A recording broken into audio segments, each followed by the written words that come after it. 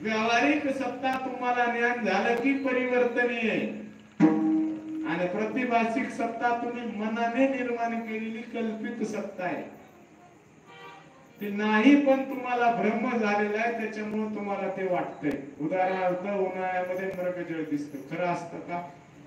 आपल्याला कळतंय खोट आहे, पण ज्याला कळायला पाहिजे त्याला कळतं का?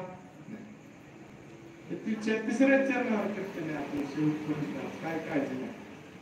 तसं आपल्याला कळत नाही हे खोट आहे म्हणून जगत कळत का? कमी येतंय कमी येतंय कमी येतंय, मृत्यूच्या शेवटच्या टोकापर्यंत कमी येतंय. आणि जे जोडायचे ते विषय विषयात परिपाडू गोड परमार्थ लागे तो करू विषय तो गुरु जीवासी. बरोबर आहे. गोड आहे ते करू आणि कडू ते परमार्थ आवडायला पाहिजे का संसार आवडायला पाहिजे? दोन सत्तेत लय फरक आहे. आजी म्हणते नातवाला कीर्तनाला चल, आणि मावशी म्हणते कीर्तनाला पुढे जाऊन आता म्हातारी बी बिघडली आणि तुला बी बिघडली. आणि मग ही त्याला दाखवते काहीतरी, बघ हे बघ ते बघ ते बघ ते बघ. बरोबर आहे. संत असावं का दिसावं? मग वारकरी सुंदर आहे का? पांडुरंग परमात्मा सुंदर आहे का दिसायला? प्रत्येकाचं दिसणं काय आपल्या हातात आहे का? हा, आमचे गुलाबराव महाराजांना डोळे नव्हते तरी ज्ञानदेवाला पाहिजे. भगवान पांडुरंगाची मूर्ती कशाची हो? पाषाणाची. आणि पाषाण कसं कोणत्या रंगाचं आहे? मग आता एखाद्याला म्हणलं बघ पांडुरंग परमात्मा पाषाणाची मूर्ती आहे, सुंदर आहे, काळी पोरगी आहे, तर त्याची परिभाषा काय होते? पण ह्याच्या अंतःकरणामध्ये होते. संतांच्या अंतःकरणामध्ये द्वेष नाही म्हणून त्याला रंग दिसत नाही, रूप दिसत नाही, काही काही काही काही काही दिसत नाही. म्हणून संप्रदायाची परिभाषा मी सांगतो की माऊलीच्या ह्याच्यामध्ये रंगाचा भेद नाही, वर्णाचा भेद नाही, गुणाचा भेद नाही, कशाचा भेद नाही. भेद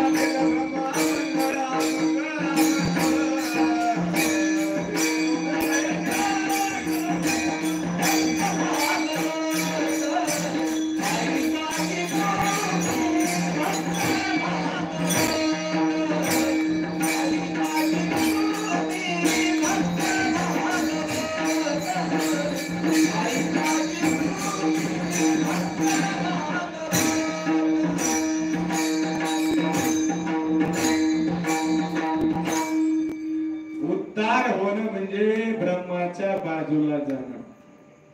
लक्षात येते? ब्रह्म करण्याच्या वृत्तीपासून बाजूला जाणं. माऊलींचीच परिभाषा आहे की मृत्यूनंतर मोक्ष नसतो, आणि असेल तर तो काय कामाचा?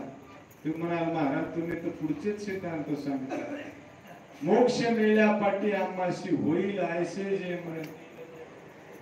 आणि मग जिवंतपणे मोक्षाचा अनुभव घेता आला पाहिजे. कधी? त्याला म्हणायचं उद्धार. ज्ञानदेव म्हणे तरलो तरलो, आणि आता उतरलो गुरु